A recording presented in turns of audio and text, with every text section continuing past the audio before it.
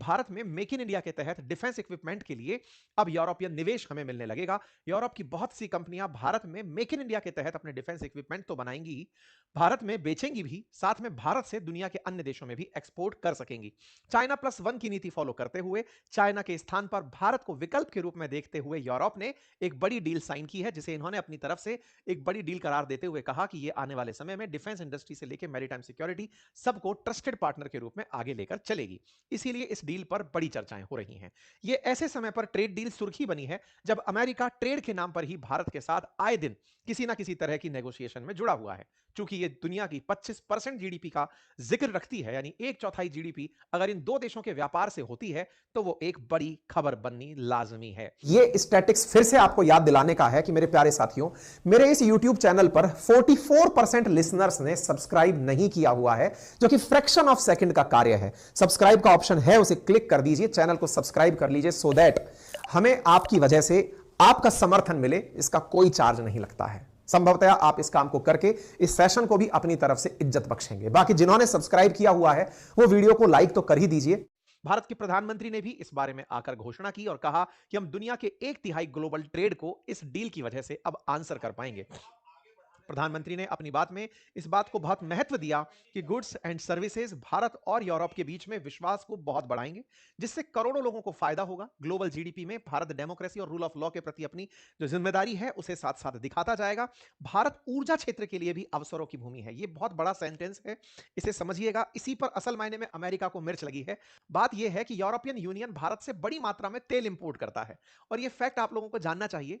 European union को भारत तेल बेचता है, जबकि भारत खुद तेल का इंपोर्टर है। हमारी ऊर्जा आवश्यकता का लगभग 85% हम इंपोर्ट करते हैं, और इंपोर्ट करने वाला देश यूरोप को तेल बेचता है। यह कैसे संभव है? तो ध्यान से शब्दों का फेर है।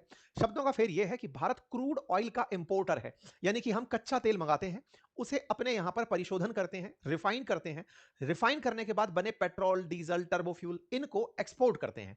दुनिया में मैक्सिमम ऑयल शोधन का, यानी कि रिफाइन करने का भारत कीर्तिमान जल्दी ही स्थापित कर लेगा। हम अपने यहां पर तेजी से रिफाइनरीज का जाल बिछाते जा रहे हैं, और इनके लिए हमने $100 बिलियन इन्वेस्टमेंट की भी प्लानिंग की हुई है। प्रधानमंत्री ने अपने भाषण में इस बात का जिक्र करते हुए कहा कि विश्व का सबसे बड़ा तेल शोधन केंद्र भारत बन जाएगा, जो 300 मैट्रिक टन तेल शुद्ध करने लगेगा। इस बात के मायने क्या हैं समझिएगा। भारत अगर दुनिया के किसी भी देश से क्रूड खरीद रहा है तो वो यूरोप को तेल बेच पाएगा। आपके दिमाग में एक सवाल बनेगा कि सर, यूरोप को तेल खरीदने के लिए क्या खुद के यहाँ रिफाइनरी लगाना चुनौतीपूर्ण लगता है? नंबर एक। नंबर दूसरा, क्या रूस को क्या यूरोप को तेल अगर शुद्ध खरीदना ही है तो वो कहीं से भी खरीद सकता है, भारत से ही क्यों? इसके पीछे के तर्क जान लीजिए। देखिए, पिछले 3-4 सालों में जब से रशिया यूक्रेन युद्ध चला है, भारत को क्रूड ऑयल बहुत सस्ता मिला है। भारत को तो सस्ता क्रूड ऑयल मिला क्योंकि रशिया के साथ भारत की तेल डील जो थी वो बहुत ही सशक्त थी। उस सस्ते तेल को हमने रिफाइन करके यूरोप को बेचा। यूरोप खुद क्यों नहीं ले पाया? क्योंकि इनको रशिया को पाबंदी लगानी थी, सैंक्शन लगाना था। इसी के चलते यूरोप ने कई बार भारत को यह कहते हुए भी पहले, मतलब पास्ट में जब अमेरिका के वो मित्र हुआ करते थे, तब ये कहा है कि भारत वॉर को फाइनेंस कर रहा है, फ्यूल कर रहा है। अगर भारत रूस से तेल ना खरीदे तो शायद पैसा रूस के पास नहीं पहुंचेगा, और रूस के पास पैसा नहीं पहुंचेगा तो वो यूक्रेन पर हमला नहीं करेगा। लेकिन चूंकि अमेरिका के कहने पर यूरोप ने रशिया पर प्रतिबंध लगाए कि हम तुमसे तेल नहीं खरीदेंगे, और कहीं और से खरीदते हैं तो इसमें कोई दिक्कत भी नहीं उनको फील हुई। हालांकि अमेरिका ने बहुत बार यह टोका है यूरोप को कि तुम इनडायरेक्टली खुद ही पर हमला फाइनेंस कर रहे हो। भारत से तेल खरीदते हो, पैसा रूस तक पहुंचता है, और वो रूस तुम पर गोले गिराता है। खैर, जो भी है, यूरोपियन यूनियन इस बात को अच्छे से समझती है। वो ये समझती है कि तमाम बयानबाजियों के बीच में वास्तविकता कहीं अलग है। वास्तविकता क्यों? क्योंकि अमेरिका तो खुद इनका दुख दर्द का साया बनकर साथ आया था, लेकिन उसने नाटो के नाम पर इन्हें धमका दिया, ग्रीनलैंड छीनने की धमकी दे दी, टैरिफ से इन्हें लाद दिया। तो भले भैया, तुमसे तो मित्रता की जगह दुश्मनी अच्छी, हम दुश्मनों से सचेत रह लेंगे। अक्सर एक पंक्ति कही जाती है कि हे ईश्वर, मुझे मित्रों से बचने की शक्ति देना, दुश्मनों को मैं पहचानता हूं। यह बात संभवतया यूरोप ने अमेरिका के लिए सोची होगी, क्योंकि अमेरिका ने उसके साथ वही किया क्योंकि वो उसका बहुत प्रिय था और उसने शोषण किया। विश्वास का अत्यधिक घात हुआ। खैर, फिलहाल के लिए भारत को यूरोप ने पेट्रोलियम गुड्स के लिए भी अगर चुना है, तो बड़ा सवाल है कि क्या भारत रूस से अभी भी तेल खरीदना जारी रखेगा? जवाब कहीं यहीं छिपा है। भारत रूस से भले ही तेल ना खरीदे, लेकिन भारत अपनी ऊर्जा आवश्यकताओं की पूर्ति के लिए तेल खरीदता रहा है। फिर चाहे वो वेनेजुएला से खरीदे, चाहे सऊदी से खरीदे, भारत अगर कहीं से भी तेल खरीद के शुद्ध करके बेच पाता है तो इसमें बुराई नहीं है। फिर एक सवाल, क्या यूरोपियन यूनियन के पास रिफाइनरी नहीं है? बिल्कुल है, लेकिन यूरोपियन यूनियन में 27 देश हैं। 27 देश बल्क में एक देश में तो रिफाइनरी चाहेंगे ही। छोटू मोटू टाइप के देश होते हैं, कंबाइंड करके अपने आप को रिप्रेजेंट करते हैं। तो 27 देशों के लिए एक जगह भारत जैसा देश, क्योंकि भारत में लेबर सस्ता है, हमारे यहाँ प्रोडक्शन जो रिफाइनरी का है, रिफाइनरी का जो प्रोड्यूस है वो बहुत बड़ी मात्रा में है। भारत अगर क्रूड ऑयल के अंदर, अगर भारी क्रूड ऑयल की बात करें जो वेनेजुएला में निकलता है, उसको रिफाइन करने की सबसे बड़ी रिफाइनरी, जो रिफाइनरी जामनगर है रिलायंस की, उसे रखता है। तो कुल मिलाकर के भारत के पास रिफाइन के बहुत अच्छे रिसोर्सेज हैं। फिर एक बड़ा सवाल बनता है, क्या ऐसा किसी और देश के साथ भी हुआ है? हमारे साथ हुआ है। भारत इतिहास में ऐसा करता रहा है। भारत के उड़ीसा से निकला हुआ, झारखंड से निकला हुआ लोहो अयस्क आयरन ओर हमारे यहां से निकलता था। हम उसे जापान एक्सपोर्ट करते थे, जापान उसे स्टील में बदलता था, स्टील में बदलकर शुद्ध स्टील हमें बेचता था। इंटरेस्टिंग है, कच्चा माल हम बेच रहे हैं, वहां से स्टील मतलब आयरन और स्टील में कन्वर्ट होकर हमें ही बिकने आ रहा है और हम उसके पैसे भी दे रहे थे। ठीक है, तो रिफाइन होना ये अपने आप में बहुत बड़ा मामला है ना। तो ऐसे में अगर आज हम कहीं और से खरीद के यूरोप को बेचते हैं तो ये बड़ा मामला रहेगा, और भारत चाहता है कि यूरोप को वो आने समय में तेल बेचता रहे, और इसके लिए वो यूरोपियन यूनियन के साथ इस ट्रेड डील को आगे बढ़ाने की तैयारी में बैठा है। ठीक है, भारत ने अपनी तरफ से सारे अनाउंसमेंट प्रधानमंत्री के द्वारा कर ही दिए। हमने भी आपको इस ट्रेड डील के होने से, अब इस बात के अंदर आप लोग हमें चाहें तो क्रेडिट कमेंट बॉक्स में दे सकते हैं, हमारी जो खबरों पर हमेशा एनालिसिस रहती है वो इस बात पर रहती है कि कुछ होने वाला है। हमने 20 जनवरी को आपको पहले ही कह दिया था कि mother of all trade deal होने जा रही है। ऐसा नहीं है कि हमें कहीं से कोई मतलब जादू मंत्र है जो हम देख के पता लगा लेते हैं। ये एनालिसिस है कि कहीं चर्चाएं चल रही हैं, इस तरह के अपडेट्स चल रहे हैं, यूरोप में चर्चाएं चल रही हैं, हमारे वाणिज्य विभाग में चर्चाएं चल रही हैं, वो हम आपको पहले ही अपडेट कर देते हैं। अपडेट से फायदा क्या होता है? हमने आपको पहले ही बताया था कि इस डील में कौन से सेक्टर को लाभ होगा, कौन से सेक्टर को चुनौती मिलेगी। तो भारत के अंदर जो सेक्टर लाभ पाएंगे उसके बारे में प्रधानमंत्री ने भी बोला। प्रधानमंत्री ने टेक्सटाइल के सेक्टर को, लेदर सेक्टर को, फार्मास्यूटिकल सेक्टर को, और विशेष रूप से सर्विस सेक्टर में, जैसे हमारी इन्फोसिस जैसी कंपनियां जो आईटी का काम करती हैं, उन्हें इसमें फायदा होगा। लेकिन चुनौतियां भी मिलेंगी, चुनौतियां मिलेंगी ऑटोमोबाइल को। क्यों? क्योंकि अब यहां से आगे यूरोप की जो बड़ी कार निर्माता कंपनी है वो भारत में एक्सपोर्ट कर पाएंगी। कंपटीशन मिलेगा यूरोप की शराब से भारतीय बाजार को, फर्टिलाइजर्स को, बड़ी मशीनरी के लिए जो बड़ी कंपनियां हमारे देश में काम कर रही हैं। तो एक तरह से भारत के बाजार में एक्सपोर्ट जिन क्षेत्रों में बढ़ेगा और इंपोर्ट जिन क्षेत्रों में आएगा, दोनों का फील्ड आपको पता होना चाहिए। हमने बहुत पहले ही आपको इस बारे में डिटेल एनालॉजी दी हुई थी, कैसे कैसे चीजें प्रभावित होंगी। ये इसका पूरा विकास क्रम है। विकास क्रम के अंदर ये चैनल है बातें बाजार की। अगर आप फाइनेंस से रिलेटेड जानकारी चाहते हैं, मार्केट में जो अपडेट चल रहा है उस पर अक्सर हम जानकारी देते रहते हैं। यूट्यूब पर ये चैनल है, आप चाहें तो इसे सब्सक्राइब कर सकते हैं। ऐसे में भारत और यूरोप के बीच में 2024 में 8th राउंड तक की नेगोशिएशंस हो चुकी थी, और उन नेगोशिएशंस का परिणाम ये निकला जब ईयू काउंसिल के प्रेसिडेंट कोस्टा और commissioner president von der Leyen यहां पर पहुंचे। आप में से कुछ लोग एक सवाल जरूर दिमाग में रख सकते हैं, हालांकि ये बहुत ही बेसिक क्वेश्चन है, लेकिन फिर भी एक बार जिक्र में जरूर ले लें। यूरोपियन यूनियन के 27 देश, क्या उनके प्रधानमंत्री और राष्ट्रपति नहीं होते? बिल्कुल होते हैं, लेकिन ये लोग एक ग्रुप के रूप में, ट्रेड यूनियन के रूप में काम करते हैं। हर देश एक दूसरे के साथ बिल्कुल राज्य की तरह रहता है, आपस में सब लोग एक साथ मिलजुल कर काम करना चाहते हैं, ट्रेड के रूप में एक साथ एकजुट होकर रिप्रेजेंट करना चाहते हैं। तो यूरोप एज ए कंट्री अपने आप को रिप्रेजेंट करता है। इसी वजह से इन लोगों ने अपने अपने प्रेसिडेंट और मतलब कमीशन प्रेसिडेंट और काउंसिल प्रेसिडेंट बनाए हुए हैं। मतलब ऐसे समझिए कि यूरोप का एक राज्यसभा और एक विधानसभा टाइप के समझिए। तो एक काउंसिल है, काउंसिल का प्रेसिडेंट, और एक कमीशन का प्रेसिडेंट, दोनों भारत के अंदर आए हुए थे। यूरोपियन यूनियन ब्रसेल्स में बैठता है, बेल्जियम की जो राजधानी, और यहां पर पूरी संसद बनी हुई है इन लोगों की, और उस संसद में हर देश अपनी तरफ से रिप्रेजेंटेटिव भेजता है। पूरे यूरोप के लिए वहां पर डील ली जाती है, आपसी नेगोशिएशंस होते हैं। यानी कि अगर कोई पूछे कि ग्लोबलाइजेशन का एक्सट्रीम क्या हो सकता है, तो यूरोपियन यूनियन है। ये लोग एक दूसरे के साथ इतना अच्छे से रहते हैं। इसी को देखते हुए सार्क बना था, इसी को देखते हुए नाफ्टा बना था, इसी को देखते हुए आसियान बना था। ये सब इसकी नकल करना चाहते हैं, लेकिन यूरोप ने इसे बखूबी किया है, बाकी सब लोग कहीं ना कहीं अटके हुए रह गए। खैर, अब तस्वीरों का दौर आता है, जिसमें आप देख सकते हैं कि सबसे पहले इनका वेलकम होता है। उर्सुला वॉन डेन 24 जनवरी को भारत आती हैं। भारत में इनका वेलकम होता है, ग्रैंड वेलकम होता है, राष्ट्रपति भवन में इनको ले जाया जाता है। साथ में मतलब भारत के अंदर जितने भी रिप्रेजेंटेटिव्स हैं, भारत के विदेश मंत्री हैं, आपकी उनसे मुलाकात होती है। ईयू की जो एचआरपीवी हैं, उनसे भारत के विदेश मंत्री की मुलाकात होती है। तमाम तस्वीरें, और उन तस्वीरों में इनकी तरफ से, यानी कि यूरोप की तरफ से, अपने लिए ऑनर ऑफ लाइफ टाइम कह करके कि भाई जीवन भर का हमारे लिए बड़ा ऑनर है कि हमें इस तरह से चीफ गेस्ट रिपब्लिक डे के सेलिब्रेशन में बनाया गया। एंटोनियो कोस्टा ने भारत को धन्यवाद दिया और तस्वीरें आई। रिपब्लिक डे की परेड में भारत ने बकायदा इन्हें चीफ गेस्ट के रूप में रखा, और बकायदा मतलब जो हमारी झांकियां होती हैं, जो हमारी सेना का अदम्य साहस जो कर्तव्य पथ पर कदमताल करते हुए दिखाई देता है, सेना की कलाबाजियों में दिखाई देता है, वो हमने इन्हें अपने साथ एविडेंस किया कि आप आइए और इसे देखिए। भारत के प्रधानमंत्री का इनके मतलब भारत के प्रधानमंत्री के द्वारा इनका स्वागत। और इस तस्वीर में एक ध्यान दीजिएगा, ये तस्वीर जो आप देख रहे हैं, ये यूरोप से आए हुए 2 सैनिक हैं, जो यूरोपियन कमीशन का झंडा लेकर के चल रहे हैं, यूनियन का झंडा लेते हुए चल रहे हैं। इस बात पर अमेरिका के एक पत्रकार ने इस बात को उठाते हुए, मतलब असल में क्या है कि ये समझिए कि पत्रकार तो यूरोप का है, लेकिन अमेरिका के लोग बहुत फॉलो करते हैं इसे, कि यूरोपियन यूनियन का फ्लैग पहली बार मिलिट्री परेड में कहीं और दिखाई दिया। ये अपने आप में एक बड़ी खबर बनकर आती है कि यूरोपियन यूनियन का फ्लैग इंडिया की मिलिट्री परेड में दिखाई देता है। ये एक दूसरे के प्रति विश्वास को दिखाता है, क्योंकि भारत ने यूरोपियन यूनियन के साथ डिफेंस पार्टनरशिप जो कर ली है। इसकी तस्वीरें बाहर आती हैं, प्रधानमंत्री मतलब राष्ट्रपति आवास पर आपकी मुलाकात होती है देश के राष्ट्रपति महामहिम से, और आप यहां पर मुलाकात की तस्वीरें साझा करते हैं। फिर अगले दिन यानी 27 जनवरी यानी कि आज सुबह बापू के समाधि स्थल पर जाकर के आप पुष्पांजलि अर्पित करते हैं। आप तस्वीरों में से देखते हैं, और उसके बाद उसी दौरान भारत के प्रधानमंत्री के द्वारा पब्लिक में यह अनाउंसमेंट कर दिया जाता है कि भारत ने और यूरोपियन यूनियन ने मिलकर के एक बहुत बड़ी डील साइन कर ली है, जिसे मदर ऑफ ऑल डील के रूप में दुनिया रिकॉग्नाइज कर रही है।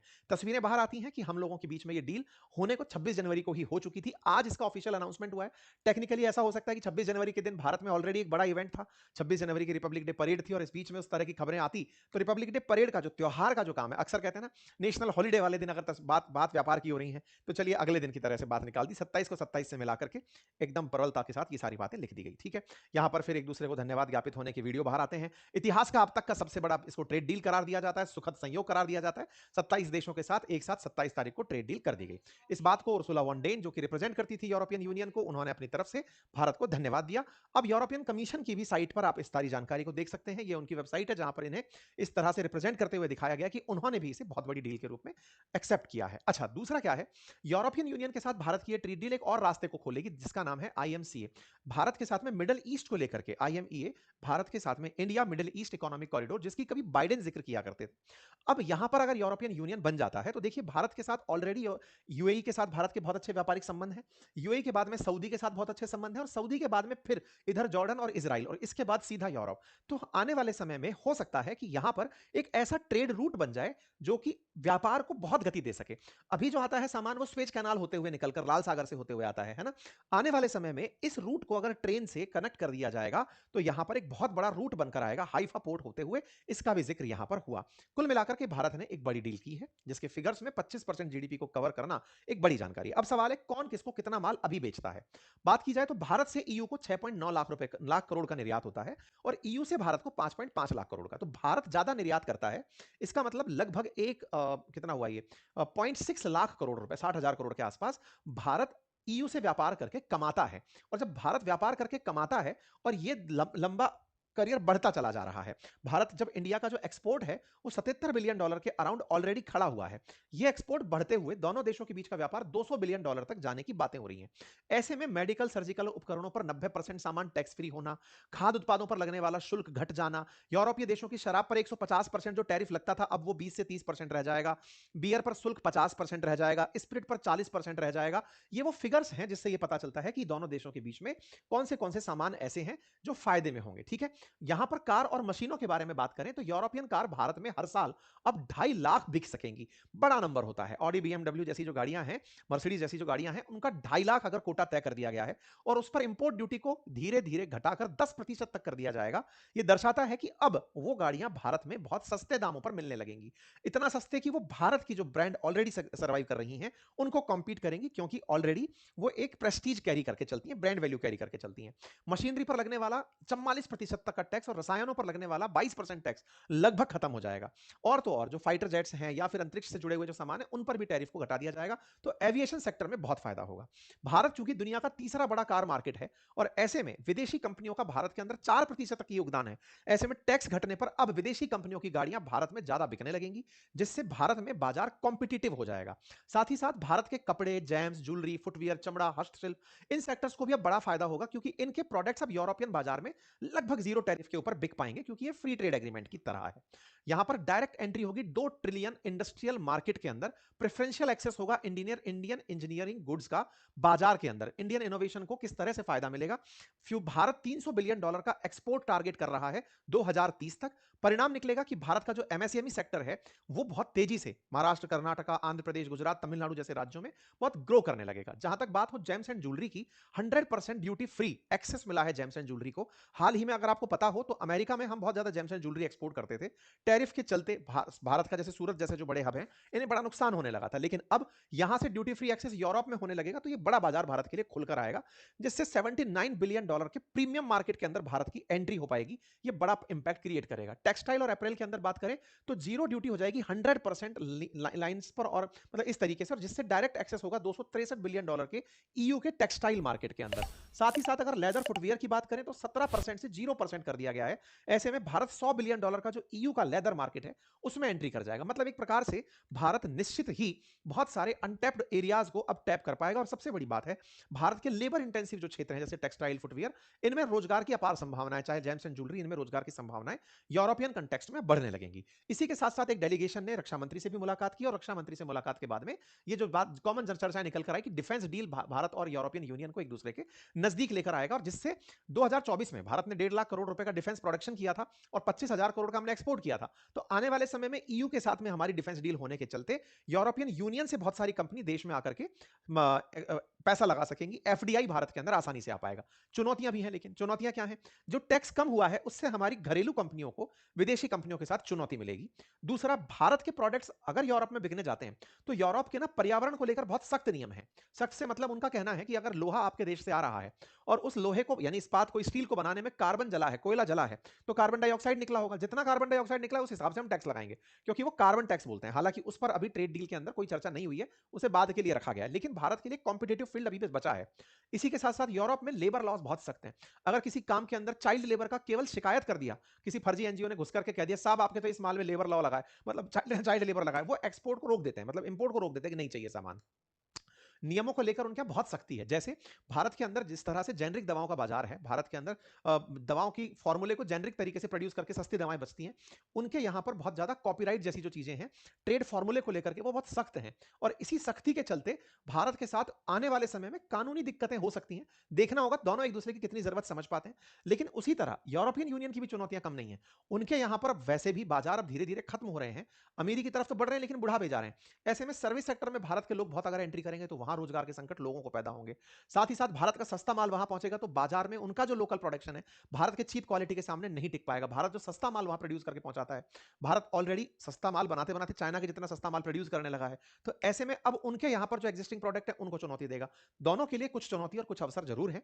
भारत ने समझदारी से डेयरी सेक्टर को दूर रखा है। आपको याद होगा ना, पिछली बार भी जब हम अमेरिका के केस में बात कर रहे थे तो अमेरिका भी हमसे डेयरी प्रोडक्ट के लिए एंट्री चाहता था। उसका मानना था कि नहीं, हम आपके यहां पर वो दूध भेजेंगे जिसके अंदर मतलब गाय जिसको मीट खिलाया गया है उसका दूध हम आपके देश में भेजें। भारत ने कहा हम डेयरी प्रोडक्ट्स में, किसानों से जुड़ा मामला है, किसी भी देश का मामला हम एंट्री नहीं करने देंगे। एफटीए से अक्सर हम एग्रीकल्चरल चीजों को दूर रखते हैं कि भाई सस्ता माल बना के हमारे देश के किसानों के साथ चुनौती मत करना। इस बार भी यही हुआ, हमने डेयरी सेक्टर को एफटीए से दूर रखा है। कुल मिलाकर अमेरिका को यहां से एक संदेश दे दिया है कि जब तुमसे नहीं किया था तो किसी और से भी नहीं किया, उनसे नहीं किया तो तुमसे भी नहीं करेंगे। अब तुमको ट्रेड डील करनी है या करनी है, नहीं करना है तो मत करो, ठीक है साहब। अब ऐसे में अमेरिका निश्चित ही चिड़ेगा, लाजमी है। भारत जिस समय ट्रेड डील कर रहा था वहां के वाणिज्य मिनिस्टर जो है या कॉमर्स मिनिस्टर है वो बोलना शुरू करते हैं कि देखिए कैसा हो रहा है, हमने तो यूरोप के लिए इंडिया पर टैरिफ लगाए थे कि तुम्हारे लिए देखो यूरोप क्या बोलते हैं, इंडिया रशिया से तेल खरीदता है, तुमको सस्ता तेल बेच देता है, तुम लोग उसके साथ टैरिफ क्यों नहीं लगाते हो? हम तो टैरिफ लगाए थे, ये जाके ट्रेड डील कर लिए। अरे तुम अकल के बुद्धू हो, तुमको ये समझ में आने वाली बात है कि भारत ने ट्रेड डील की है, तुम्हें असल में यूरोप से हितैषी नहीं होना था, तुम्हें तुम्हारा सिक्का कायम रखना था ताकि भारत रशिया से तेल खरीदना बंद करे। यूरोप का तो तुम केवल नाम ले रहे थे कि हम यूरोप को बचाने के लिए ये सब कर रहे हैं। तुम्हें असल में वेनेजुएला कब जाना था, तुम्हें तेल पर एक सत्र कंट्रोल दुनिया पर रखना था। तुम्हें चाहिए था कि यूरोप तुम्हारे लिए केवल बाजार रहे और एक ऐसा संगठित बाजार रहे कि वो ना रशिया जाए, ना चाइना जाए, ना इंडिया जाए, वो केवल अमेरिका की तरफ देखें। लेकिन तुम्हारी अति महत्वाकांक्षा ने जब ग्रीनलैंड पर नजर डाली तो यूरोप सतर्क हो गया, और यूरोप का सतर्क होना अब तुम्हें अखर रहा है। यूरोप इसीलिए तुमसे अलग होकर के निकल गया। ये इनके बयान है, निकल करके आए थे स्टॉक मॉरिसन के, लेकिन स्कॉट बेसेंट के। इन बयानों से साफ उनकी फ्रस्ट्रेशन जाहिर होती है। इसी बीच में एक और बयान वायरल होता है।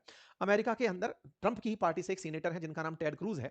उनका मतलब बयान आता है कि एक ऑडियो वायरल हो रहा है अमेरिका में, जिसमें यह पता चलता है कि ट्रंप से यह कहा गया था कि अगर आप इंडियन गुड्स पर इतना टैरिफ लगाएंगे तो आपके यहां सामान बहुत महंगे हो जाएंगे। और अमेरिका में सामान महंगे होने का मतलब है कि वहां पर मिड टर्म इलेक्शन अभी नवंबर 26 में होंगे, जिसके माध्यम से वहां के सांसद यानी सीनेटर्स के चुनाव होते हैं। अगर भारत जैसे देश जो कि सस्ता माल अमेरिका में बेचते हैं, आपने बहुत टैरिफ लगा दिया तो अमेरिका की महंगाई बढ़ जाएगी। अमेरिका की महंगाई बढ़ी तो रिपब्लिकन चुनाव में जीत नहीं पाएंगे, और जीत नहीं पाएंगे तो अपोजिशन के यानी कि बाइडेन वाली पार्टी के डेमोक्रेट्स जो हैं वो बड़ी मात्रा में सीनेट में आ जाएंगे और अगर वो आ गए तो तुम पर आए दिन महाभियोग लगाएंगे, तुम काम नहीं कर पाओगे। तो टेड क्रूज को एक बार भगा दिया था ट्रंप ने अपनी समिति में से कि तुम बकवास कर रहे हो, निकलो यहां से। लेकिन उसी मीटिंग के अंदर का एक बयान वायरल होता है जिसमें पता चलता है कि इसमें असल दिक्कत जेडी वैंस कर रहा है। जेडी वैंस चाहता ही नहीं है कि भारत के साथ ट्रेड डील हो। ये क्या कहानी है समझ नहीं आ रहा है। पहलगाम के समय पर ट्रेड वो यहीं बैठा हुआ था, हो सकता है कि उसका भारत ने कहना ना माना हो, उसका वो मुंह फुलाया बैठा हो। अब पता नहीं क्या कहानी चल रही है, नाराज हो ही जाते हैं लोग बाग, है ना। तो ऐसे में पता नहीं क्या कहानी है, बट हाँ, इसका एक बयान फिलहाल के लिए निकल रहा है। पर जो भी है, किसी व्यक्ति की निजी नाराजगी से दुनिया के व्यापार अगर प्रभावित होने लगे तो ये पॉलिटिकल इमेच्योरिटी होगी, जियोपॉलिटिकल इमेच्योरिटी होगी। खैर, ट्रंप के साथ भारत के ट्रेड डील होंगे या नहीं, लेकिन इस बीच में हमने ये ट्रेड डील तो कर लिए। अमेरिका के साथ नेगोशिएशन चल रहे हैं, तस्वीर परसों की है। अमेरिका का एक कांग्रेसनल डेलीगेशन इंडिया आकर के हमारे विदेश मंत्री से मुलाकात करके गया है। मुलाकात की तस्वीरें बाहर आती हैं, उम्मीद की जाती है कि ट्रेड डील हो जाएगी। हालांकि अमेरिका से ट्रेड डील ना होने का भारत को नुकसान जरूर हो रहा है। भारत के एक्सपोर्ट्स घट रहे हैं, 56,000 करोड़ का अक्टूबर में हमारा जो एक्सपोर्ट है वो रह गया है, और माना जा रहा है कि भारत को अमेरिका से एक्सपोर्ट कम होने पर, क्योंकि ट्रेड डील में टैरिफ का बड़ा योगदान है, 50% टैरिफ लगा है, तो ऐसे में हमारे एक्सपोर्ट बाधित हो रहे हैं। उम्मीद की जाती है कि यूरोपियन यूनियन से हुई ट्रेड डील अमेरिका को कंपनसेट कर पाएगी, लेकिन भारतीय निर्यातकों को नया बाजार तलाशने में समय तो लगेगा। तो 2026 थोड़ा तंग रह सकता है, क्योंकि कहीं ना कहीं अमेरिका के साथ जब तक ट्रेड डील नहीं होती है तब तक भारत को यूरोपियन यूनियन के बाजार बनाने में समय लगेंगे, है ना। फिलहाल के लिए इतना ही। बाकी आप लोग इस विषय पर क्या सोचते हैं